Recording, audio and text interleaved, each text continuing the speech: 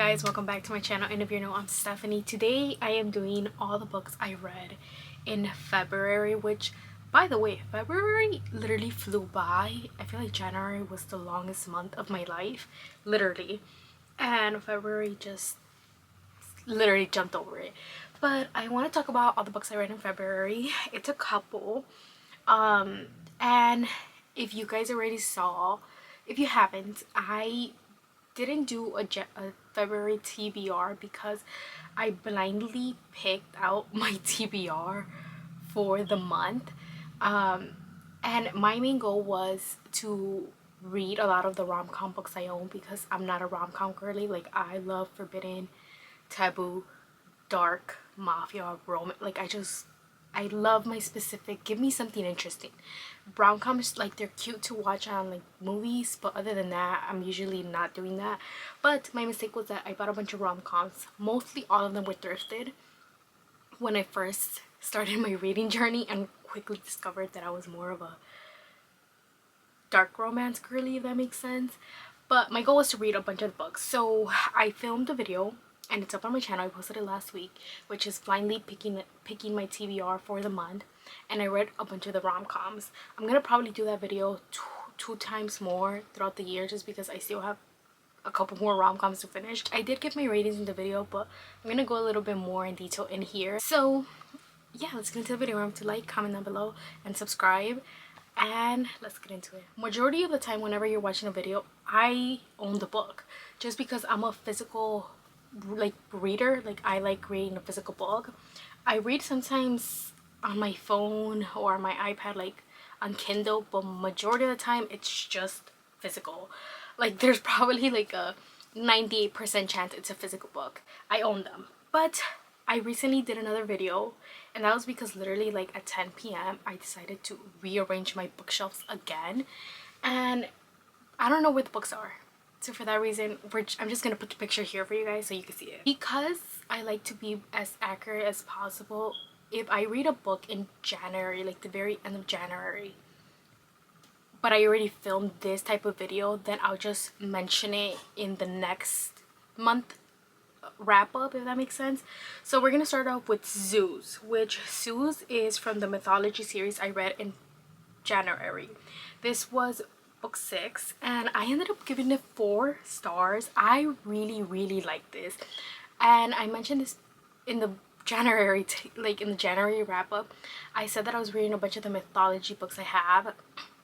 In my opinion, my favorite books, because they got very repetitive and I was kind of over it at one point, but I loved Hades, which is book 1, and I definitely recommend Zeus. I think those two are really good. I really like Eris as well, so that's a little FYI, but I did give it 4 stars, and this revolves around Zeus and Kira. So they're both lawyers, and all of this is contemporary. So Zeus is the actual god of all gods, I think, and Kira and him, they're both lawyers, but they're literally in a different team, and they're like the best ones out there. So there's like this case where like this woman killed her husband, whatever, and Zeus is defending her and Kira is against her, like she's trying to put her away. And along the way, it's kind of like enemies to lovers, but it was so good. It was spicy. I think this one honestly is the best, and it's funny because even the cover says like always save the best for last. So I read Hookline Sinker, which is book 2 in the Bellinger Sisters series. This one I ended up giving 4.5. It's a friends to lovers, which I love friends to lovers. I did mention this in my video, but I usually don't read friends to lovers because I always end up being disappointed, because it's either like they're gonna hook up and then it's a bunch of miscommunication, or it's a bunch of miscommunication and they're sleeping with other people while they're kind of pining for each other, and once again it pisses me off. So for that reason, I don't read it a lot, but I love friends to lovers, and this one just did it really perfectly, and I loved it. Like, it was genuinely good. I will say it got annoying by the end of it, like really repetitive, because he kept being like, I want you, but stay away from me. Like, I want you, but you know what, I need to give you up. I want you, but I can't do this.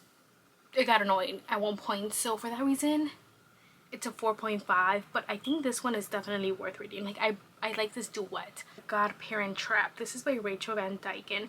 I got this in PR by Valentine PR, and I'm forever grateful for them sending me books because I received a couple by them. And this one, I'm so happy I did the blindly picking my book, because I would have not picked that over any dark romance. Like, I would always gravitate to anything else. This one was really good. I know there's a movie. I think I need to watch it because I've never watched the movie, but I love the book. This book had a lot of banter because it's two, our hero, he's the brother of the mom of the kids who died, and then the girl is best friends with her. So it's also like, I guess, my sister's older brother type of thing, but obviously they unfortunately died, and they're over here taking care of the kids. And now it's funny because I think he's also a lawyer in this one, and she's like this blogger. I don't know if it's like a food blogger. I think it is, because ironically she can't cook. And for the longest time it was really funny just seeing them kind of banter with each other. And he would go into the office and she would take care of the kids, and he'll be like, I could easily do that. And then at one point they switch, so she goes to his office to like work, and it's truly just funny. Like, I really enjoyed it. By the end of it, they really tried doing something, because there wasn't like a huge plot line, if that makes sense, but then they tried making a plot line, and I was just like, no, that did not work for me. Like, don't do that.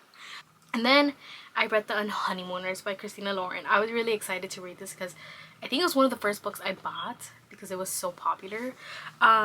I gave this 3 stars. Now, let me tell you why. And I want to say, like, enemies to lovers, they highly dislike each other, but I don't think it's enemies. The twin is getting married to this guy, and that guy is best friends with their hero. So they start at the wedding. First of all, one thing that I hate in rom-coms is the amount of like knowledge they give us, that it's redundant. Like, I don't need to know about all your 50 uncles, your gay cousin, your like friends who, like, what your friends do for a living. Like, I don't need to know all that. So the very beginning was kind of rough for me because I was just like, ooh, am I gonna like this? But then we got to the finally the part where they're at the honeymoon, and it gets really good because her new boss is there with his wife, and then the hero's ex-girlfriend, actually ex-fiance, is there. So they kind of are fake married, because either way they had to go in replacement because everyone at the wedding got sick except them. So they go, it's kind of, I liked it. I liked how we had the banter, like they didn't like each other, but then they were like kind of forced to be together, and then they're pretending to, well, you know, they're married, and they're like, there's things that bring them closer. The only thing is, at every chance, something sexual like was trying to bring them together, you know, for the moment, the big spicy scene. And guess what happens? It doesn't happen. It's literally a closed door book. And when I tell you, every second in this book, I was just like, ooh, they're building it up, and then there was no spice. I was just like, and usually in rom-coms I don't care for the spice because it's very mid, but this one pissed me off because I was just like, really, you're building it up for nothing? Not only that, it gets worse. The last 50% was so bad. That's why I gave it 3 stars, because he breaks up with her. He believes his best friend, no, his brother, he believes his brother. Like, no. The first 50% was amazing. The 50% at the end, no. 99% Mine by Sally Thorne. This is brother's best friend, and this is another twin story. So her older brother, not her brother, and him have been best friends since they were neighbors, so she's always grown up with him. Now, I genuinely really like this book. I give it 4 stars, so that tells you something.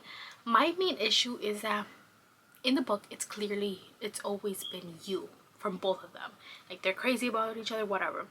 My thing is just like, this girl almost like at every point was throwing herself at him, like saying like saying it without saying it, like, I want you.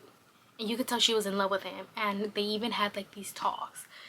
But for some reason, it took forever. It was like the slowest burn ever. Like, the way this guy took forever to finally just be like, you know what, I like you too, let's be together, when he's been liking her that long as well. But he would literally be like, no, it's not happening. I don't know, it kind of annoyed me, but I definitely really liked it. And then we have my DNFs. We have two. We're gonna start with The Heart Principle, which is by Helen Huang. I DNF'd this. Now here's the thing, I feel weird when I DNF a book, because I feel like I did read it because I read a certain percentage of it, but at the same time I don't completely call it like I read the book, if you know what I mean. So I DNF'd it because I started reading it and immediately I just couldn't do it. I don't know, I don't think it was because I had read a bunch of rom-coms, because as you heard, as of right now, I was liking all the rom-coms I was reading. But there was just something about it. And then specifically in the vlog, I say, I hate when I notice in a book when an author starts doing this. He said, and then she said. He said, and then she said. I cannot deal with it. So that annoyed me. I tried reading it. I read up to 70 pages. And then I tried like skimming a couple pages. I just couldn't do it. It wasn't for me. The girl, like, they were both so boring. I couldn't do it. And then I opened People We Meet on Vacation by Emily Henry. I DNF'd this book. This book was so boring. I think I read up to 70 pages and then I skipped to 90 pages. And then I tried skipping again because it was just boring. Like, I feel like nothing was happening. Both the characters to me were so unbelievably boring. And I couldn't do it. Like I genuinely wanted to find out what happened between them and why they stopped going on vacation together.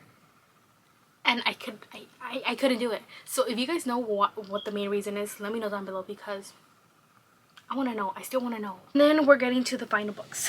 So we have Break For You by KB Rowe. This is book 1 in a trilogy. This is forbidden romance, so you know, after a bunch of rom-coms, I had to jump in and read something like this. It's forbidden. It's a coach and it's his athlete. So a lot of people said that this was like the I think it's called Off Balance series by Lucia Franco. I feel like yes, but no. It's very different as well. So we have our main hero, who used to be like this huge, or he won like a bunch of Olympian medals for volleyball. His name is Ash, and we have Payson. I like calling her Peyton, I don't know why. So Payson's 17. She has had kind of like a hard childhood. She gets into legal trouble, so she's pretty much hasn't been during the summer at camp practicing training for volleyball. Finally comes back, you know, school starts, and she doesn't know she has a new coach. So she immediately bumps into him, immediately is like drawn to him. However, she does not remember that this is Ash, the guy she followed his career so well as a young girl. And she even went to one of his games. Like, she literally used to love this man. Like, she would have a poster in her wall and would talk to it. Anyways, so immediately the banter is there. Kind of like you could see that they have this huge tension. Now, this is not a slow burn romance. It actually kind of gets going pretty quick, like at 100 pages, because you could just tell that this man is into her. He doesn't even try to hide it. He doesn't even try to play around it. He doesn't care about the consequences, about anything, which is one of the reasons why I'm just kind of like, I wish we would have gotten that, like, you know what, I like you, but stay away from me, this is wrong. There wasn't any of that. It was simply like, bam. So for that reason, I did give it 4 stars. It kind of ends in a cliffhanger. Also, like, she's going through stuff at home, and what bothered me is that this whole time I was just waiting for him to find out what has happened to her, for him to suddenly be like, what? I'm gonna kill that person for hurting you. And it never happened. Like, it was so anticlimactic. Like, he found out and he was just upset about it, but he never did anything, which I get. This is not like a mafia romance where he would go and unalive that person, but this man is possessive. This man has his kinks. This man has said things to her like, if I see someone else, like, I will, you know, unalive someone. But the fact that, like, it didn't happen when he found out that like someone did hurt her. I was just kind of disappointed. But overall, good book. I have not read the other 2 books. I don't know if I plan to anytime soon, just because I feel like I read it, I got like my kick out of it. It wasn't like a huge cliffhanger where I'm like, I need to know what happens next. Like, I'll read it eventually. And then I read Mercilus, which this is all he'll ever be. You can't see it. So this is by Willow Winters. I gave this book 3 stars. Unfortunately, I bought this like 2 years ago, and it's just a book that I needed to get to. Like, I needed to, you know, read it. It's time. So I read it. It's a mafia romance. It's supposed to be like a Beauty and the Beast retelling. She's a daughter of like one of his enemies, and he takes her like captive. I was so disappointed because I feel like they really built it up and then it didn't do what it had to do. And the whole time she just felt so weak to me, like she had no backbone. And I get this is a 4-book series, I guess, but in my opinion, I'm like, nothing happened in this book. I literally read, and this book was like 200 pages, I think, so it wasn't like huge, but overall it was just like nothing happened. Like, I finished the book and I was just like, I don't even care for the guy. If anything, this was more like sexual, because immediately, like, not immediately they slept together, but by the end of it they were sleeping up together, and that's all we technically got. And for that reason I didn't go on with the series, but eventually I will go back to it. And then we have The Joker. This is by Nikki J. Summers. I was really excited about this. All He'll Ever Be, that book, I was expecting dark. It was not dark at all, so I wanted something dark. I got this book. I gave it 3.7 stars. I wanted more from this. I really thought this was gonna be dark, and it wasn't. It's just these guys who kind of take over this town. They're like vigilants. They take care of people who kind of fuck with other people, who do shit that, you know, they need their vigilance. It was just kind of dumb in my opinion, because his dad didn't abuse him, but he did. Like, it was just a lot of things going on. It was so anticlimactic. I feel like that's what I'm trying to say, because eventually they with his friend group, they're doing the vigilance stuff, and then there's suddenly someone else taking their kills, and it turns out to be a girl. It turns out to be someone from his past that he kind of, like, there's someone connected to his past, and that's his, like, her daughter. It just didn't make sense. I'm in my head, I'm like, you guys are just killing people. Like what's your actual reason for killing people? It was just, yeah, it didn't do what it had to do. Like, I was really excited for this. I was like, oh my god, a psycho. No, it didn't give. So I gave it 3.7. I think I gave it the 7, like 3.7, because the romance wasn't all that huge, but when it was doing the romance, I was like, oh, that's kind of cute. And then my last 2 books, I need to talk about them because the star of the moment is this. So I think this might be my first 5-star of the year, because I don't think I have had any. So this is To Want You by Anne Isabel Blanco. Actually, I'm gonna just bring it out because I have it right here. This book right here, this baby. So this is a trilogy. It's a dad's best friend romance, kind of, and this book is only like 170. I'm currently in book 2, but I'm gonna talk about them because holy crap, I'm obsessed. Ooh, his name is Dorian. Demetra, but so we're just gonna call her Demi. Also, what kind of name is Dorian? I'm sorry, no.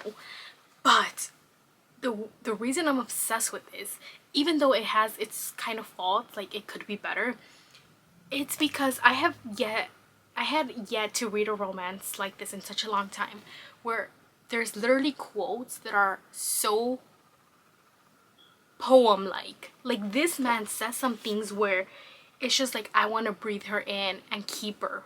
Like, he says the most beautiful things out there that I did not tab this. And I'm also not tabbing book 2.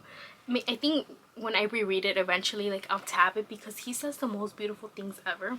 Like, this man was a whore before her. The only thing that's kind of pissing me off is that we didn't get a beginning. It kind of jumps straight in. So he knew her kind of growing up, because her dad and his dad were like best friends, and his dad died. So then the guy, her dad, is kind of like his mentor. They're also business partners, but technically they kind of get along like best friends, but not like best friends where they're always talking to each other, stuff like that. And he tells Dorian, like, you need to, can you hire my daughter as an intern? Like, she just needs something. So that's where we start. We start with literally her bringing him coffee. But my only thing is, like, immediately the tension was there, immediately they kissed, immediately everything just kind of falls through. And I just wanted to see those moments before this. Like, I wanted the build up of, like, wait, she looks different, wait, when did she grow up, like all these little things I wanted to see, and it doesn't show that. It literally straight jumps in. But he, like, I'm in love with him. Like, this man, like this, because book one is just strictly in his point of view, and he says the most, like, you could see him literally being so nervous to fuck it up with her, and he's just like all about her. He's just like, I need to make her mine, like I need to keep her forever. Now let me tell you, I think this happens, no, this happens in book two. So now we're into book two. Book one, 5 stars. I loved it. Do I wish there was more to it at the very beginning, like the tension, like, you know, it's forbidden, you want that, like, instead of just jumping in, yes, but it was just so good in the way he talked, in the way that it was his point of view. I loved it. 5 stars. This one, I'm not done, I'm halfway in a cliffhanger, so we go on to this one. Let me just tell you this. She finds something out about her dad. She's very upset. She's also kind of upset with him because he used to be a whore, like a man whore, literally. So before her, he just didn't care about anything. He would just sleep with anyone, and she's having trouble with that, where it's just like, because at the same time she doesn't know that he's so serious about her. She's just kind of like, oh, like, this is a now moment. You guys, she's upset, so she's kind of taking it out on him. And she's just like, I need to leave, like I need to be by myself. And I get her in this point of view, because I'm just like, when I'm upset, like, I need to be by myself. Tell me why he's literally like, no, you're not doing this, you're putting space between us. And she was doing that because she was mad at him and at so much other things, and she was trying to like leave. And she's like, you could, like, if you want to fight, you fight with me right here, but you're not leaving, like, we're gonna get through this. I loved him, like, I love him. I do wish his name was different, because I feel like saying I love Dorian is such a weird name, but it's such a good trilogy so far. This is it. Read this now. I hope you guys enjoyed this February wrap up. Remember to like, comment down below, and subscribe for more videos, and until next time, bye guys.